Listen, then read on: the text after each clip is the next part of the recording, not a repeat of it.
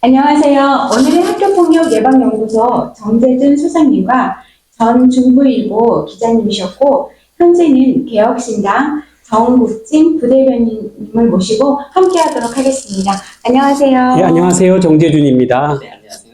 정입니다. 네, 오늘은 유명인의 학교폭력에 대해서 전문가들을 모시고 짚어보는 시간을 마련해 보도록 하겠습니다.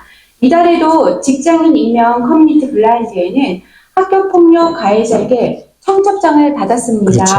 라는 제목이 글이 올라와서 사회적으로 아주 큰 이슈가 되고 있는데요. 네, 맞습니다. 네, 17년 전 중학교 시절 저에게 폭력을 가했던 가해자 A씨에게 결혼식 청첩장을 받았는데 그가 경찰관이었다고 하죠. 네, 예, 그렇습니다.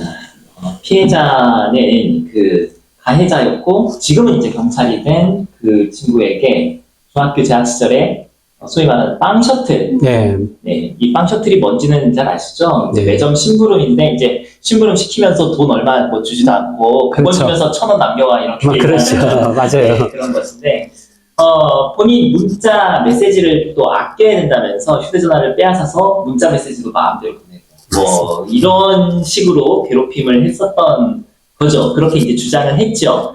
그래서 극단적 선택 직전까지 갔지만 중학교 졸업만 바라보고 그나마 끝까지 참아낼 수 있었다. 뭐 이런 식으로 고백하면서요.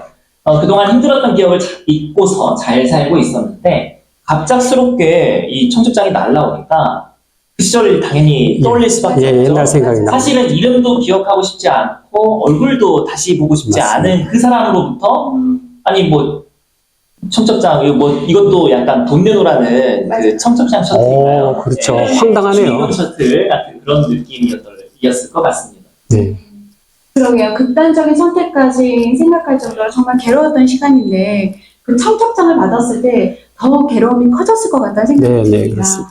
그렇다면 그 경찰관에 대한 임용 취소나 어떤 대응이 가능할까요?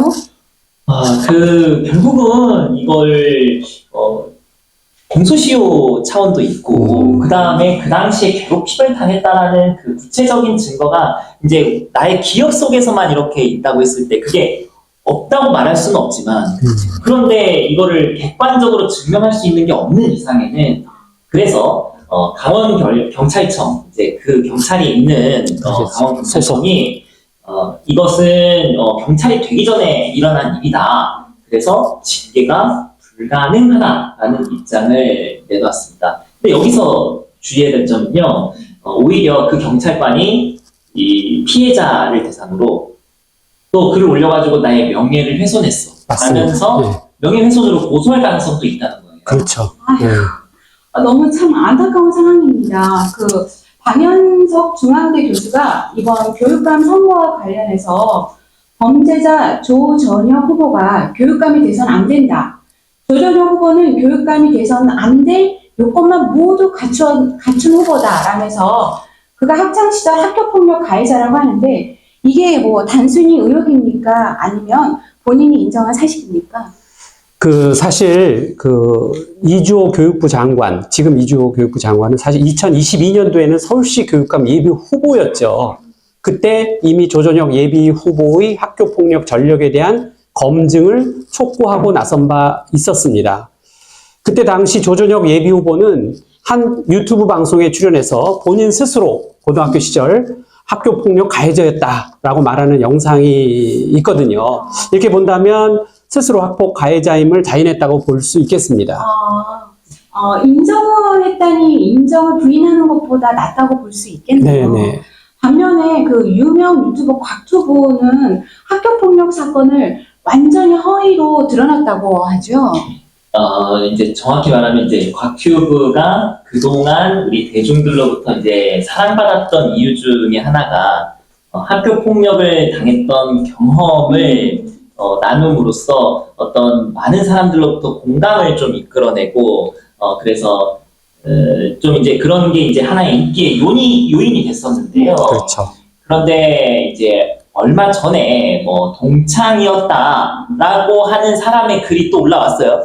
근데 이제 그 글에 뭐라고 쓰여 있었냐면은 그거 학교 폭력 당할 만하니까 당한 거야 라는 취지의 글을 올린 거예요. 그 내용이 뭐냐면 중학교 2학년 때 닌텐도 그 게임기 있잖아요. 예. 네, 그거를 훔쳤다. 예. 그래서 우리의 동급생들이 곽튜브를 그 이후로 이제 좀 뭐 따돌리기 시작했다. 학교 폭력을 예. 했다. 이제 이런 식으로 글을 올린 거였는데 그런데 이제 이것과 관련해서 우리 곽튜브 소속사가 입장을 밝혔습니다.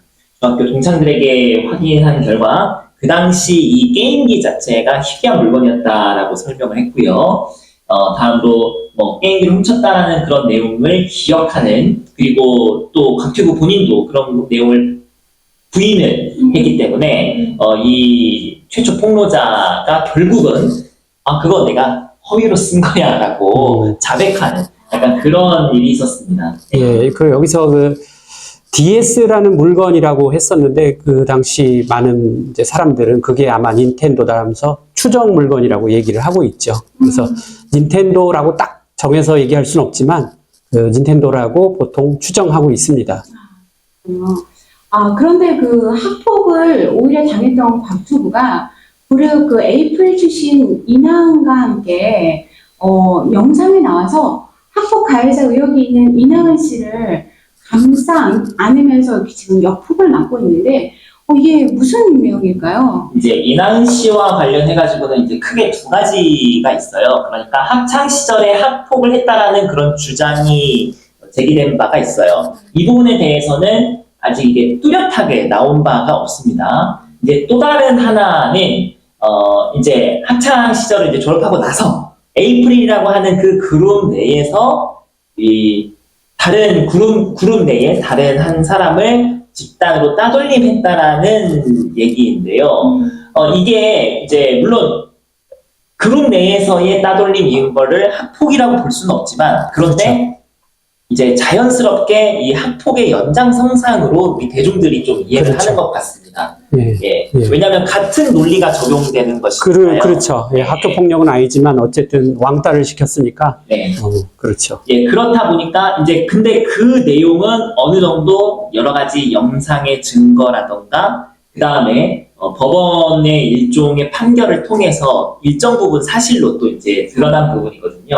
그런데 정작 학교 폭력 피해를 당했다라고 주장하면서 이제 실제로 그런 부분들이 어느 정도 밝혀지면서 그거를 바탕으로 인기의 한 요인을 만들었던 곽튜브가 이제 피해자가 가해자에게 나 그동안 너를 오해했던 것 같아. 내가 피해자로서 너를 용서할게. 약간 이런 느낌으로 가니까 이 많은 대중들이 좀 뭐지?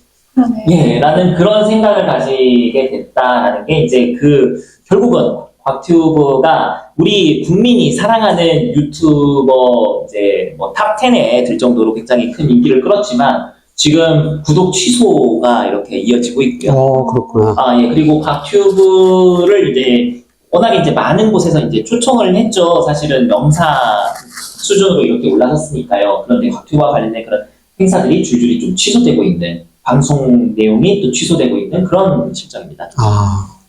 그 학폭 피해가 그 시간이 지나도 다른 사람들한테는 굉장히 기억에 많이 나고 그리고 또 흔적이라는 것들이 남기 때문에 좀처럼 그 결정을 내기는 쉬운 과정은 아니에요. 네, 그렇습니다. 예. 작년에는 그 용산 대통령실 김승희 의전 비서관 자녀 학폭 사건과 더불어민주당 김동완 서대문구 국회의원 사건도 언론에 언급되었는데 이거는 결말이 어떻게 나나요? 예, 김승희 대통령 비서실 의전 비서관의 경우 그의 딸이죠. 초등학교 3학년인데요. 2학년 그 후배를 상대로 피리로 이제 가격을 해서 전치 9주에 상해를 입혔다고 합니다.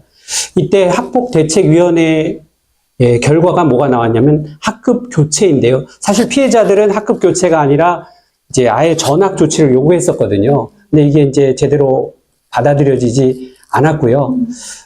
가해자와 피해자가 학년이 다른데도 불구하고 학급 교체한다고 해서 별 효과가 없죠. 의미가 없었던 것 같고요. 다만 이 일로 김승희 의전 비서관은 결국 대통령실에서 옷을 벗게 됩니다.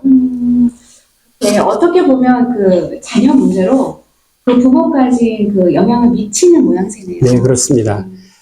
그 서대문구 갑 지역구의 더불어민주당 김동아 국회의원의 경우에는 자신이 고교 시절에 학교 폭력 가해자였다는 어떤 의혹 보도에 대해서 모두 허위 사실이다라고 하면서 이제 법적 대응을 했었고요. 그 당시 학폭 피해자는 김동화 의원으로부터 앞이 보이지 않을 정도까지 맞았다, 뭐 이렇게 주장을 했었거든요. 근데 이에 반해서 김동화 의원은 페이스북에 자신의 학교 생활 기록부 사본을 첨부하면서 누구를 괴롭힌 적도 없고 폭력을 행사한 적도 없다 하면서 자신의 학폭 사실을 전면 부인한 바 있습니다. 이제 저는 근데 이제 이거를 보면서 드는 생각이 뭐냐면 학교 생활기록부에 뭐 학폭을 했다 안 했다라는 증거가 될 수는 없는 거예요. 학교 폭력의 증거는 사실은 가장 중요한 건 피해자의 기억 속에 남아 있는 것이고 그런데 이제 그게 객관적으로 이제 그렇죠. 어떤 증거로 활용될 수 있느냐 이제 이런 부분들 때문에 결국은 기억에서 피해자의 이제 그런 마음 속에서만 그렇죠. 이렇게 자리 잡게 되는 거라서 우리가 이 문제를 참 이제 어떻게 다뤄야 될까라고 했을 때 일단은 우리 피해자분들께서 저는 그 생각도 들어요. 그러니까 좀 피해 사실에 대해서 좀 정확하게 좀 기록을 해야 되는 예, 기록을 해서 이런 부분들이 이제 나중에 사회로 나가게 되었을 때 어떤 뚜렷한 증거로서 그렇죠. 나왔으면 좋겠다는 생각도 들더라고요. 폭로하기 전에는 충분히 어떤 명예훼손으로 고소를 당할 확률이 높기 때문에 그런 부분에 대해서 입증이 어느 정도 가능할 수 있도록 물론 자신의 어떤 증언도 중요하지만 또 다른 친구들도 있을 수 있거든요. 여러 증인들이 나와서 그거에 대해서 일목요연하게 또렷하게 증언을 해두면 그것도 하나 일종의 증거가 됩니다. 그래서 이것도 가능합니다. 지금 생기부 같은 경우 생기부에 학폭 기록이 있다 그러면 학폭한 거죠. 근데 학폭 기록이 없다 그러면 안 한 거다라고 할 수는 없다는 거죠. 그죠? 학폭 기록이 없으면 할 수도 있고 안 할 수도 있는데 학폭 기록이 없다고 해서 꼭 안 했다고 볼 수는 없다는 거죠. 그렇죠. 네. 그러니까 말씀하신 것처럼 내 마음속에 상처가 있는데 그거를 그냥 혼자서 얘기한다고 안 믿어주잖아요. 그러니까 말씀하신 것처럼 기록도 좀 하고 그리고 옆에 이제 누가 증인을 해줄 수 있는 사람이 같이 증인이 그렇죠. 돼서 해주고 연락을 해봐야죠. 네네. 그러면 이제 그 피해자도 그 기억 속에서 조금이나마 위로를 받을 맞습니다. 수 있을 것 같다는 생각이 듭니다. 그래서 정부는 그 학교폭력 전담 조사관을 신설하고 학교 전담 경찰관을 지속적으로 증언하겠다는 입장인데요.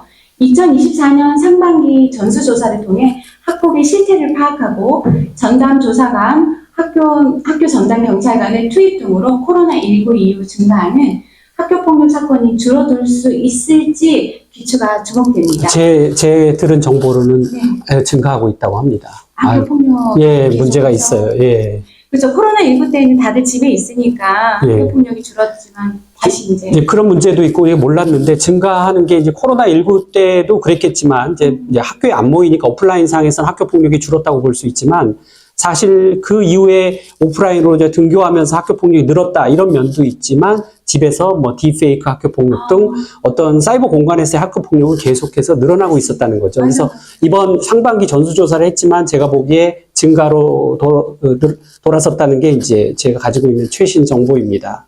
맞습니다. 우리가 이렇게 실질적으로 만나서 하는 학폭도 있지만 요즘에는 사이버 말씀하신 딥페이크나 이런 사이버 또 학폭이 많이 증가하는 추세로 보여주고 있는 건 맞습니다. 네. 우리 정재준 학교폭력 예방 연구소장님과 그리고 정국진 부대변인 함께 해주셨습니다. 귀한 시간 함께 해주셔서 감사합니다. 예, 감사합니다. 감사합니다. 예.